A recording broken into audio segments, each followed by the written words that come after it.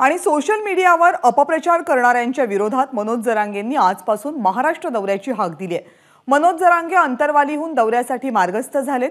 शिक्रापूर मार्गे चाकण आळंदी देवाची आळंदीमध्ये नियोजित कार्यक्रमासाठी संध्याकाळी 6 वाजता दाखल होतील। 10 फेब्रुवारीला अंतरवाली सराटी इथे सकाळी 10 वाजता एक महत्त्वाची बैठक आणि त्यानंतर मनोज जरांगे अंतरवाली सराटीमध्ये आमरण उपोषणाला सुरुवात करणार आहेत।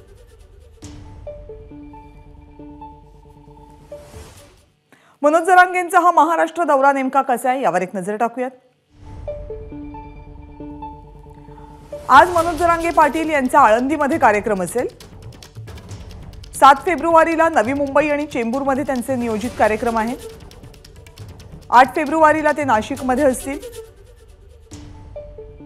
9 फेब्रुवारीला बीडमधल्या गेवराईमध्ये मनोज जरांगे पाटील यांचा कार्यक्रम असेल।